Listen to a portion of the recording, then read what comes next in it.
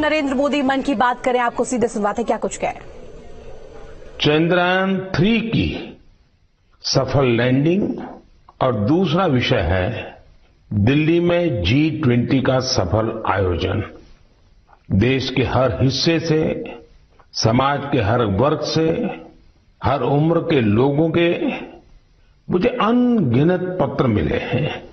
जब चंद्रयान-3 का लैंडर चंद्रमा पर उतरने वाला था, तब करोड़ों लोग अलग अलग माध्यमों के जरिए एक साथ इस घटना के पल पल के साक्षी बन रहे थे। इसरो के YouTube लाइव चैनल पर 80 लाख से ज्यादा लोगों ने इस घटना को देखा। अपने आप में एक रिकॉर्ड है। इससे पता चलता है कि चंद्रयान-3 से करोड़ों भारतीयों का कितना गहरा लगाव है। चंद्रयान की इस सफलता पर देश में इन दिनों एक बहुत ही शानदार क्विज कंपटीशन भी चल रहा है, प्रश्न स्पर्धा, और उसे नाम दिया गया है चंद्रयान-3 महाक्विज। MyGov पोर्टल पर हो रहे इस कंपटीशन में अब तक 15 लाख से ज्यादा लोग हिस्सा ले चुके हैं। MyGov की शुरुआत के बाद यह किसी भी क्विज में सबसे बड़ा पार्टिसिपेशन है। मैं तो आपसे भी कहूंगा कि अगर आपने अब तक इसमें हिस्सा नहीं लिया है तो अब देर मत करिए। अब इसमें 6 दिन और बचे हैं। इस क्विज में जरूर हिस्सा लीजिए। मेरे परिवारजनों, चंद्रयान-3 की सफलता के बाद G20 के शानदार आयोजन ने हर भारतीय की खुशी को दोगुना कर दिया। भारत मंडपम तो अपने आप में एक सेलिब्रिटी की तरह हो गया है। लोग उसके साथ सेल्फी खिंचा रहे हैं और गर्व से पोस्ट भी कर रहे हैं। भारत ने इस समिट में अफ्रीकन यूनियन को G20 में फुल मेंबर बनाकर अपने नेतृत्व का लोहा मनवाया है। आपको ध्यान होगा, जब भारत बहुत समृद्ध था, उस जमाने में हमारे देश में और दुनिया में सिल्क रूट की बहुत चर्चा होती थी। ये सिल्क रूट व्यापार कारोबार का बहुत बड़ा माध्यम था। अब आधुनिक जमाने में भारत ने एक और इकोनॉमिक कॉरिडोर G20 में सुझाया है। ये है India middle east Europe economic corridor. ये कॉरिडोर आने वाले सैकड़ों वर्षों तक विश्व व्यापार का आधार बनने जा रहा है और इतिहास इस बात को हमेशा याद रखेगा कि इस कॉरिडोर का सूत्रपात भारत की धरती पर हुआ था। साथियों, G20 के दौरान जिस तरह भारत की युवा शक्ति इस आयोजन से जुड़ी, उसकी आज विशेष चर्चा आवश्यक है। साल भर तक देश के अनेकों यूनिवर्सिटीज में G20 से जुड़े कार्यक्रम हुए। अब इसी श्रृंखला में दिल्ली में एक और एक्साइटिंग प्रोग्राम होने जा रहा है, G20 यूनिवर्सिटी कनेक्ट प्रोग्राम। इस प्रोग्राम के माध्यम से देश भर के लाखों यूनिवर्सिटी स्टूडेंट्स एक दूसरे से जुड़ेंगे। इसमें IITs, IIMs, NITs और मेडिकल कॉलेजेस जैसे कई प्रतिष्ठित संस्थान भी भाग लेंगे। मैं चाहूंगा कि अगर आप कॉलेज स्टूडेंट हैं तो 26 सितंबर को होने वाले इस कार्यक्रम को जरूर देखिएगा, इससे जरूर जुड़िएगा। भारत के भविष्य में, युवाओं के भविष्य पर इसमें बहुत सारी दिलचस्प बातें होने वाली हैं। मैं खुद भी इस कार्यक्रम में शामिल होऊंगा। मुझे भी अपने कॉलेज स्टूडेंट से संवाद का इंतजार है। मेरे परिवारजनों, आज से 2 दिन बाद 27 सितंबर को विश्व पर्यटन दिवस है। पर्यटन को कुछ लोग सिर्फ सैर सपाटे के तौर पर देखते हैं, लेकिन पर्यटन का एक बहुत बड़ा पहलू रोजगार से जुड़ा है। कहते हैं सबसे कम इन्वेस्टमेंट में सबसे ज्यादा रोजगार अगर कोई सेक्टर पैदा करता है तो वो टूरिज्म सेक्टर ही है। टूरिज्म सेक्टर को बढ़ाने में किसी भी देश के लिए गुडविल, उसके प्रति आकर्षण बहुत मैटर करता है। बीते कुछ वर्षों में भारत के प्रति आकर्षण बहुत बढ़ा है और G20 के सफल आयोजन के बाद दुनिया के लोगों का इंटरेस्ट भारत में और बढ़ गया है। साथियों, G20 में 1 लाख से ज्यादा डेलीगेट्स भारत आए। वो यहाँ की विविधता, अलग अलग परंपराएं, भांति भांति का खान पान और हमारी धरोहरों से परिचित हुए। यहाँ आने वाले डेलीगेट्स अपने साथ जो शानदार अनुभव लेकर गए हैं, उससे टूरिज्म का और विस्तार होगा। आप लोगों को पता ही है कि भारत में एक से बढ़कर एक वर्ल्ड हेरिटेज साइट्स भी हैं और इनकी संख्या लगातार बढ़ती जा रही है। कुछ ही दिन पहले शांति निकेतन और कर्नाटका के पवित्र होयसड़ा मंदिरों को वर्ल्ड हेरिटेज साइट्स घोषित किया गया है। मैं इस शानदार उपलब्धि के लिए समस्त देशवासियों को बधाई देता हूं। मुझे 2018 में शांति निकेतन की यात्रा का सौभाग्य मिला था। शांति निकेतन से गुरुदेव रविन्द्रनाथ टैगोर का जुड़ाव रहा है। गुरुदेव रविन्द्रनाथ टैगोर ने शांति निकेतन का मोटो संस्कृत के एक प्राचीन श्लोक से लिया था। वह श्लोक है, यत्र विश्वम भवत्येक नीडम, अर्थात जहां एक छोटे से घोंसले में पूरा संसार समाहित हो सकता है। कर्नाटका के जिन होयसड़ा मंदिरों को यूनेस्को ने विश्व धरोहर सूची में शामिल किया है, उन्हें 13वीं शताब्दी के बेहतरीन आर्किटेक्चर के लिए जाना जाता है। इन मंदिरों को यूनेस्को से मान्यता मिलना मंदिर निर्माण की भारतीय परंपरा का भी सम्मान है। भारत में अब वर्ल्ड हेरिटेज प्रॉपर्टीज की कुल संख्या 42 हो गई है। भारत का प्रयास है कि हमारे ज्यादा से ज्यादा ऐतिहासिक और सांस्कृतिक जगहों को वर्ल्ड हेरिटेज साइट की मान्यता मिले। मेरा आप सबसे आग्रह है कि जब भी आप कहीं घूमने जाने की योजना बनाएं तो ये प्रयास करें कि भारत की विविधता के दर्शन करें। आप अलग अलग राज्यों की संस्कृति को समझें, हेरिटेज साइट्स को देखें। इससे आप अपने देश के गौरवशाली इतिहास से तो परिचित होंगे ही, स्थानीय लोगों की आय बढ़ाने का भी आप अहम माध्यम बनेंगे। मेरे परिवारजनों, भारतीय संस्कृति और भारतीय संगीत अब ग्लोबल हो चुका है। दुनिया भर के लोगों का इनसे लगाव दिनों दिन बढ़ता ही जा रहा है। एक प्यारी सी बिटिया द्वारा की गई एक प्रस्तुति, उसका एक छोटा सा ऑडियो आपको सुनाता हूं।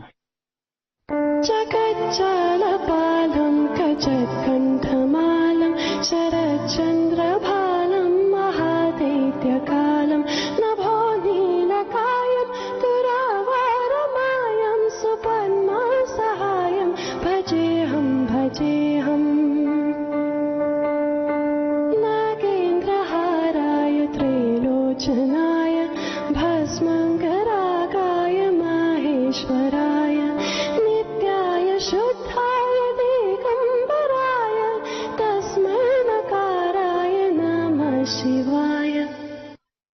इससे सुनकर आप भी हैरान हो गए ना, कितनी मधुर आवाज है और हर शब्द में जो भाव झलकते हैं, ईश्वर के प्रति उनका लगाव हम अनुभव कर सकते हैं। अगर मैं ये बताऊं कि सुरीली आवाज जर्मनी की एक बेटी की है, तो शायद आप और अधिक हैरान होंगे। इस बिटिया का नाम कैसमी है।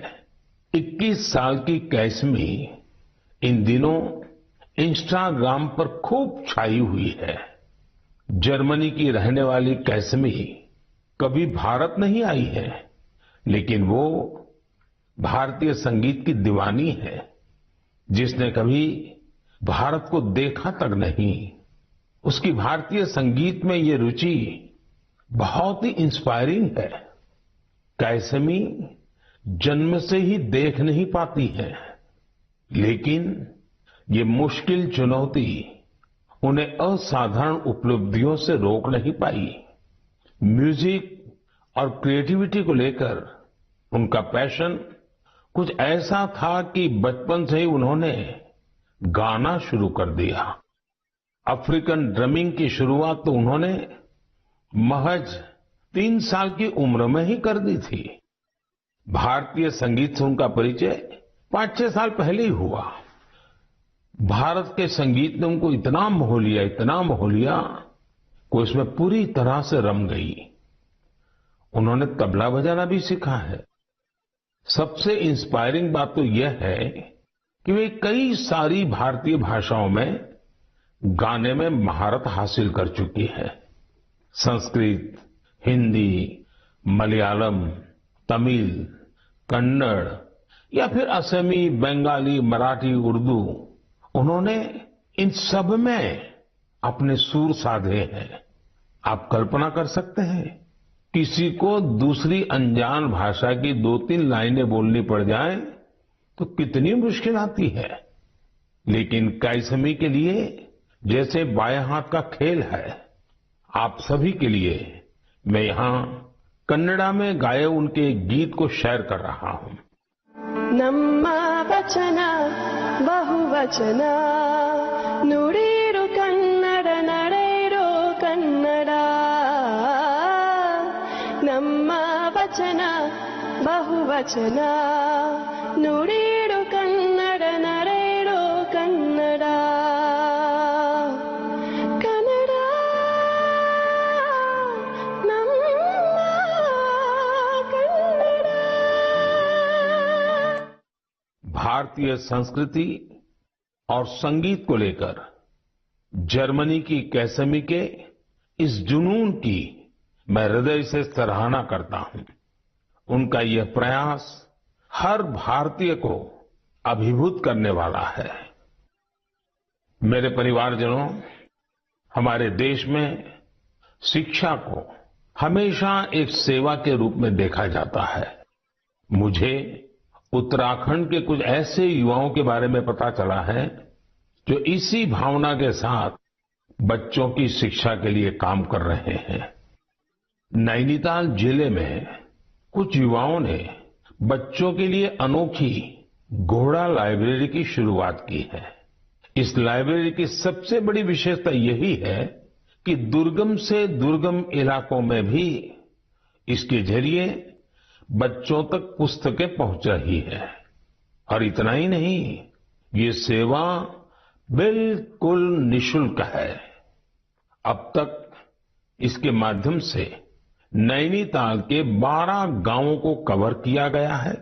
बच्चों की शिक्षा से जुड़े इस नेक काम में मदद करने के लिए स्थानीय लोग भी खूब आगे आ रहे हैं।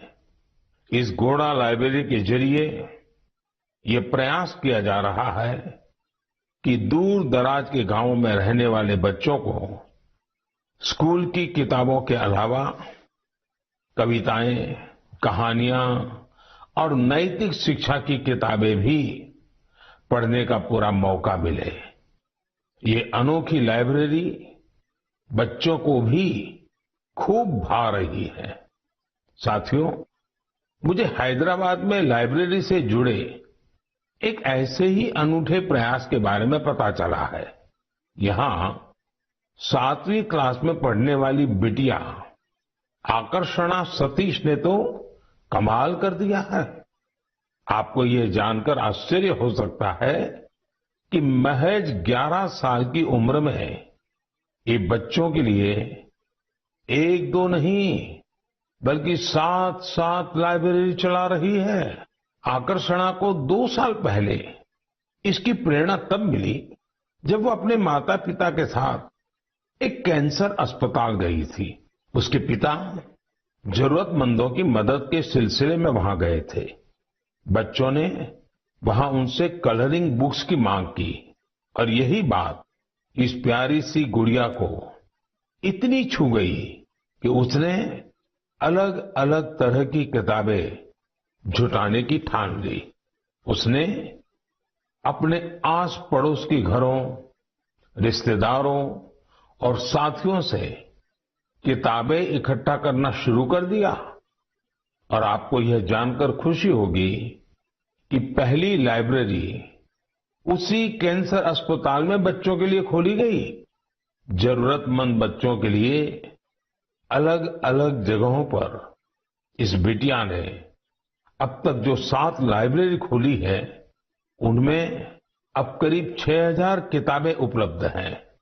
छोटी सी आकर्षणा जिस तरह बच्चों का भविष्य संवारने का बड़ा काम कर रही है, वो हर किसी को प्रेरित करने वाला है। साथियों, ये बात सही है कि आज का दौर डिजिटल टेक्नोलॉजी और ई बुक्स का है, लेकिन फिर भी किताबें हमारे जीवन में हमेशा एक अच्छे दोस्त की भूमिका निभाती हैं। इसलिए हमें बच्चों को किताबें पढ़ने के लिए प्रेरित करना चाहिए। मेरे परिवारजनों, हमारे शास्त्रों में कहा गया है, जीवेषु करुणा चापि मैत्री तेषु विधीयताम, अर्थात जीवों पर करुणा कीजिए और उन्हें अपना मित्र बनाइए। हमारे तो ज्यादातर देवी देवताओं की सवारी ही पशु पक्षी हैं। बहुत से लोग मंदिर जाते हैं, भगवान के दर्शन करते हैं, लेकिन जो जीव जंतु उनकी सवारी होते हैं, उस तरफ उतना ध्यान ही नहीं देते। ये जीव जंतु हमारी आस्था के केंद्र में तो रहने ही चाहिए। हमें इनका हर संभव संरक्षण भी करना चाहिए। बीते कुछ वर्षों में देश में शेर, बाघ, तेंदुआ और हाथियों की संख्या में उत्साहवर्धक बढ़ोतरी देखी गई है।